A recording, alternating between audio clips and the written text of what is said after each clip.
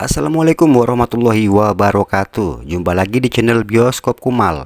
Masih bersama saya Mas Kris yang akan menemani Anda 10 menit ke depan dengan ocehan fales-falesnya. Jangan lupa siapkan kopi dan juga nyali guys. Bajing Ireng dan Jaka Sembung menceritakan seorang pendekar wanita bernama Roijah yang tidak tega melihat penderitaan rakyat karena kesewenang-wenangan para tuan tanah yang menjadi antek company.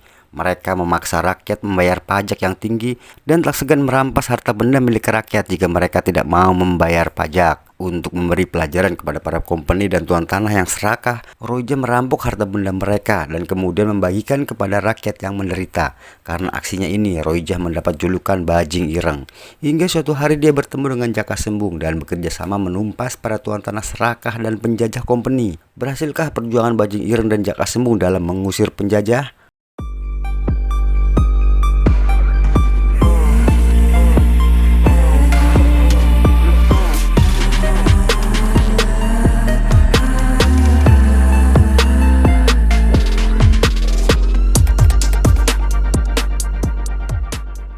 Cerita diawali dengan terjadinya bencana gunung meletus. Seketika suasana pun menjadi gaduh. Warga desa berlarian menyelamatkan diri, mencari tempat yang aman. Letusan Gunung Ciremai pagi itu memaksa para penduduk desa harus mengungsi ke desa tetangga dengan membawa semua harta benda ataupun hewan ternak yang bisa mereka bawa. Rupanya desa tempat mereka mengungsi dikuasai oleh seorang demang bernama Asmara. Biar gampangnya kita sebut aja Demang Asmara. Dia merupakan antek-antek company, seorang demang yang kejam dan sering memeras rakyat dengan meminta pajak yang tinggi. Dia tidak segan-segan menghukum rakyat yang tidak mau membayar pajak. Demang itu sangat kejam. Rakyat sering diperas untuk bayar pajak yang akan disetorkan. Pajak yang diambil dari rakyat pasti akan disetorkan ke pihak company. Hal inilah yang membuat seorang pendekar wanita bernama Roijah bertindak nekat, mencuri uang hasil pungutan pajak di rumah para company ataupun para demang yang jadi antek company. Suatu malam, Bajing Ireng menyatroni salah satu rumah pejabat company. Dia berhasil membawa sekotak uang, namun aksinya diketahui oleh istri company. Langsung saja Bajing Ireng melarikan diri. Sebuah tembakan hampir saja membunuhnya. Mendengar suara tembakan, para penjaga segera memburu Bajing Ireng yang segera naik ke atas pohon. Pasukan company terus menembakinya. Akhirnya Bajing Ireng berhasil melarikan diri setelah melukai dua orang penjaga. Kemudian dia membagikan hasil rampokannya kepada para penduduk dan aksinya itu dilihat oleh Jaka Sembung. Keesokan harinya, company memanggil Demang Asmara dan meminta untuk menangkap Bajing Ireng. Demang Asmara berjanji dalam waktu dekat dia akan menangkap Bajing Ireng. Dia akan memaksa penduduk desa untuk menunjukkan di mana Bajing Ireng berada. Dan akhirnya semua penduduk desa dikumpulkan. Demang Asmara menuduh salah satu penduduk sebagai kawan Bajing Ireng dan akan menghukumnya. Ini dilakukan untuk menakut-nakuti penduduk dan mau memberitahu di mana Bajing Ireng berada. Ini peringatan yang keras buat kalian yang berani menyembunyikan Bajing Ireng akan menerima hukuman yang sama. Lelaki yang dituduh sebagai kawan Bajing Ireng itu membantah. Namun semakin dia membantah, para tukang pukul Demang Asmara akan terus memukulnya. Roijah yang menyaksikan kejadian itu semakin menyimpan dendam kepada Demang Asmara. Malamnya aksi Bajing Ireng berlanjut. Kali ini yang dia satroni adalah rumah Demang Asmara. Mengetahui uang hasil pajak yang akan disetorkan ke company dibawa lari oleh Bajing Ireng, Demang Asmara kalang kabut dan memerintahkan semua anak buahnya untuk mengejar Bajing Ireng. Aksinya kali ini cukup merepotkan karena banyaknya anak buah Demang Asmara yang mengejar dan menyerangnya. Pendekar wanita itu dikepung, diserang dan cukup kewalahan menghadapi para jawara Demang Asmara.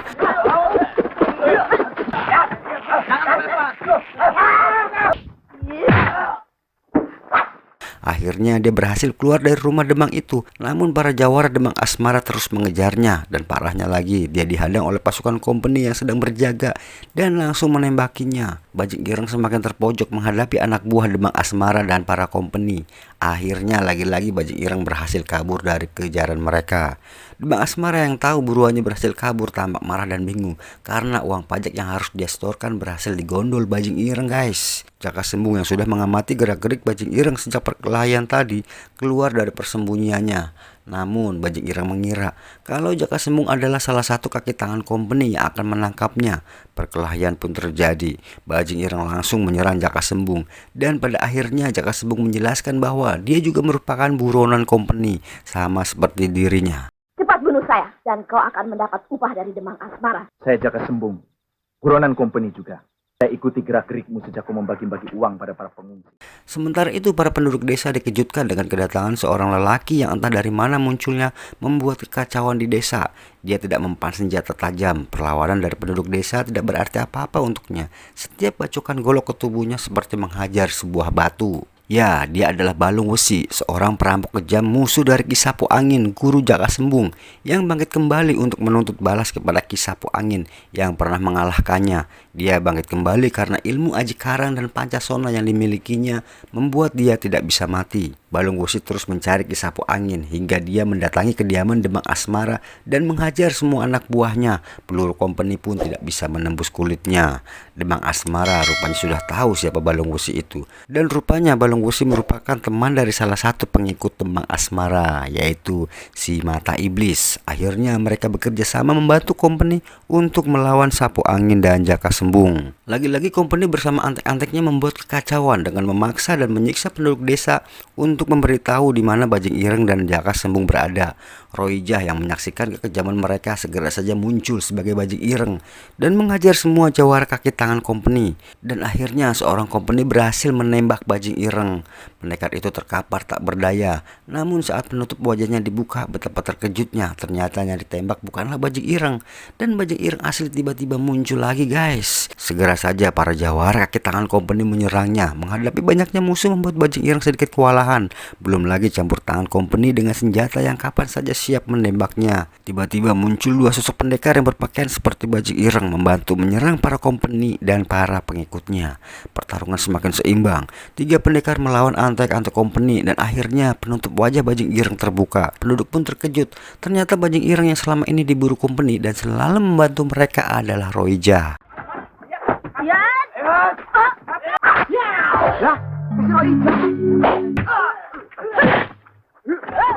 Salah satu pendekar yang ternyata adalah Jaka Sembung menyerang si Mata Iblis yang berada di atas tandu. Rupanya ilmu kanuragan lelaki tua ini cukup hebat. Hampir saja Jaka Sembung bisa dilumpuhkan jika dia terus menatap mata lelaki tua itu.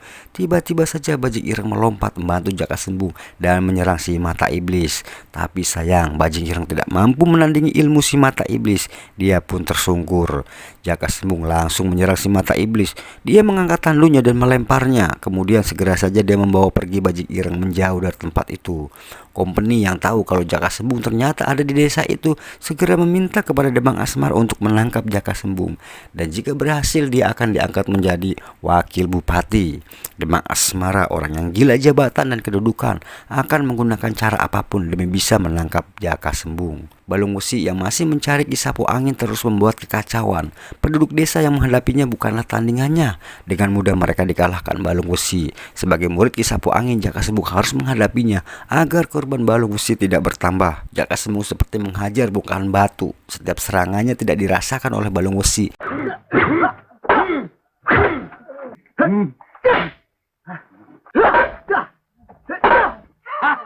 Dan akhirnya Jaka Sembung yang menjadi bulan-bulanan Balung Wesi. Jaka Sembung semakin terdesak dan Balung Wesi melemparnya hingga dia tersungkur. Di saat itulah dia mendapat bisikan dari sang gurunya. Untuk mengalahkan Balung Wesi, tubuhnya harus terkena air, maka ilmu kebalnya akan hilang. Jaka Sembung bangkit lagi dan menyerang Balung Wesi, kemudian menggiringnya mendekati sebuah kubangan air. Benar saja, saat Balung Wesi menyerang, Jaka Sembung menghindar dan akhirnya Balung Wesi tercebur ke air. Jaka Sembung tidak menyia-nyiakan kesempatan itu. Segera saja dia merapalkan ajiannya dan langsung menyerang Balung Wesi, dan akhirnya tubuh Balung Wesi hancur berkeping-keping, guys. Kemudian kepala Balung Wesi dikirim kepada Demang Asmara dengan menggunakan peti uang yang pernah diambil Bajing Ireng. Demang Asmara yang mengira Jaka Sembung telah mengembalikan semua uang hasil rampasannya itu sangat senang. Namun betapa terkejutnya dia saat dibuka, ternyata peti itu berisi kepala Balung Wesi. Kebatilan pasti akan hancur. Demang Asmara yang kesal dengan perlakuan Jaka Sembung dan ingin segera menangkapnya, mulai menggunakan cara yang sangat licik, mengumpulkan semua penduduk, tidak peduli pria, wanita, anak kecil, dan orang tua. Semua ditarik keluar rumah dan dikumpulkan di tanah lapang yang sudah disiapkan tiang gantung. Rupanya salah satu sesepuh desa telah berkhianat dan memberitahu kepada Demang Asmara bahwa selama ini Bajing Ireng dan Jaka Sembung disembunyikan oleh kepala desa. Demang Asmara yang sudah sangat marah mengancam semua penduduk desa karena sudah berani melawan kompeni dan juga dirinya. Kemudian kepala desa itu ditangkap dan siap dihukum gantung. Sebelum dieksekusi, Demang Asmara meminta kepada kepala desa itu untuk memberitahu di mana Jaka Sembung dan Bajing Ireng berada. Jika dia memberitahu, maka kepala desa akan bebas dari hukuman gantung. Namun kepala desa tetap tidak mau memberitahu keberadaan para musuh company itu. Dan akhirnya kepala desa pun tewas di atas tiang gantung. Penduduk desa yang melihat kejadian itu pun emosi dan menyerang si pengkhianat. Namun anak buah Demang Asmara dan company melindunginya dengan menembakkan senapan mereka. Akhirnya beberapa penduduk desa yang dianggap provokator pun ikut dihukum gantung. Beruntung sebelum eksekusi dilakukan, Jaka Sembung muncul dan dia bersedia menyerahkan diri asalkan para penduduk yang akan dihukum gantung itu dibebaskan.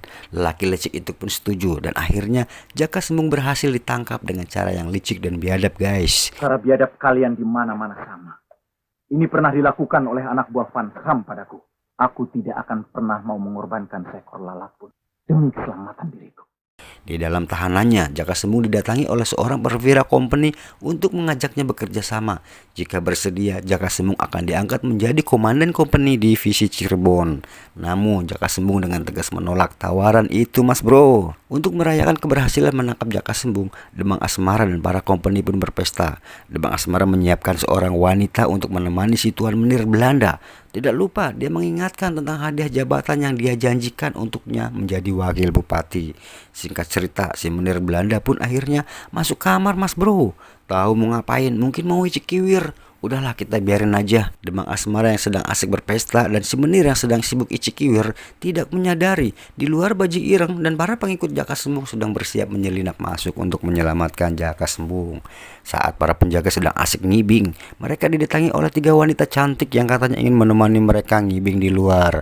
Akhirnya mereka diizinkan masuk. Langsung deh mereka melancarkan aksinya menggoda para penjaga itu, guys. Biarin deh sama penjaganya, lumayan merepotkan juga. Yang penting rencana berjalan lancar, guys. Demang Asmara dan para anteknya masih belum menyadari kalau di luar sana Bajing Ireng dan para pengikut Jaka Sembung sudah bersiap menyerang mereka. Sementara itu Bajing Ireng sudah berhasil masuk ke tempat Jaka Sembung ditahan. Hampir saja dia terkena jebakan Batman. Untung masih bisa menghindar. Untuk mengecoh para penjaga, Jaka Sembung membuat keributan dengan berteriak-teriak tidak jelas. Dan akhirnya Bajing Ireng berhasil membebaskan Jaka Sembung dan membawa mereka keluar dari tempat itu dan menghajar para penjaganya. Gedebak gedebuk gedebak gedebuk. Sementara di luar para wanita penggoda sudah bersiap menghunuskan pisaunya kepada para penjaga. Dan akhirnya celep, satu persatu para penjaga tewas ditikam. Kemudian pintu gerbang dibuka dan para penduduk desa langsung masuk menyerang. Demang Asmara dan anak buahnya kaget dengan serangan mendadak itu. Para penduduk yang sudah emosi menyerang semua anak buah Demang Asmara dan para company. Situasi kacau macam tawuran anak kampung, guys. Rupa-rupanya Demang Asmara seorang pesilat yang cukup tangguh, guys. Dia berhasil mengalahkan semua orang yang menyerangnya dengan mudah. Si Menir yang kesal karena ritual icik kiwirnya terganggu segera keluar kamar. Tak lama Bajing Ireng dan Jaka Sembung tiba di tempat kejadian perkelahian, guys. Mereka langsung menghajar anak buah Demang Asmara tanpa ampunan. Dan akhirnya si pengkhianat yang berniat melarikan diri harus mati. Celep, ditusuk. Jaka Sembung kembali berhadapan dengan si Mata Iblis, seorang pendekar tua yang tidak bisa berdiri, tapi kesaktiannya cukup tinggi. Beberapa kali serangannya merepotkan Jaka Sembung, bahkan selalu bisa menghindar dari setiap serangan Jaka Sembung. Saat itulah si Menir sudah bersiap-siap menembak Jaka Sembung. Untung saja dilihat oleh salah seorang sesepuh desa, dan dia harus mengorbankan nyawanya untuk menyelamatkan Jaka Sembung dari tembakan si Menir Musang alias Muka Sange. Jaka Sembung yang marah langsung menyerang si Menir dan berhasil membunuhnya. Perkelahian dengan si Mata Iblis pun berlanjut. Jaka Sembung terus menyerang pendekar tua itu dengan menggunakan pecahan cermin, dan saat si Mata Iblis mulai mengeluarkan ilmu saktinya, matanya mulai merah terus menatap ke arah mata Jaka Sembung. Saat itulah Jaka Sembung menggunakan cermin untuk memantulkan pengaruh ilmu Mata Iblis, dan akhirnya wajah si Mata Iblis terbakar dan hancur terkena pengaruh ilmunya sendiri.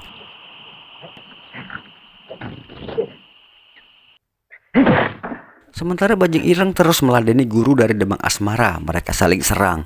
2 pendekar wanita ini memiliki kesaktian yang cukup tinggi. Akhirnya serangan Bajing Ireng membuat wanita tua itu tak berdaya, dan dia terus menghajarnya. Dia melompat dan menarik rambut wanita itu hingga kulit wajahnya terkelupas. Kebiasaan perempuannya, guys, kalau berantem pasti jenggut-jenggutan. Dan akhirnya wanita tua itu pun mati di tangan Bajing Ireng. Demang Asmara yang melihat semua pengikutnya sudah tewas, geram dan menyerang Jaka Sembung. Dia terus menghajar musuhnya itu, bahkan serangannya berhasil membuat Jaka Sembung terlempar. Jaka Sembung kembali menyerangnya. Sebuah tendangan mengenai telak Demang itu. Namun Demang Asmara tidak tinggal diam. Dia balik menyerang dan berhasil melukai tubuh Jaka Sembung. Dan akhirnya sebuah tendangan memutar Jaka Sembung mengenai telak Demang Seraka itu hingga tersungkur. Langsung saja dia mencabut kerisnya dan kembali menyerang Jaka Sembung. Namun sayang, serangan balik Jaka Sembung membuat keris itu terlempar ke udara dan jatuh tepat mengenai punggung Demang Asmara. Dan akhirnya dia pun modar, guys. Film pun berakhir. Demikianlah salah satu sequel film Jaka Sembung. Semoga terhibur. Pesan ngaco dari Mas Kris dari film ini adalah buat para penguasa, jangan suka ngambil uang rakyat dengan alasan bayar pajak. Nanti kalian dirampok bajing ireng mau. Sekian dari saya, mohon maaf apabila ada kesalahan. Terima kasih atas perhatiannya. Tetap semangat dan tetap menjadi manusia yang luar biasa. Wassalam.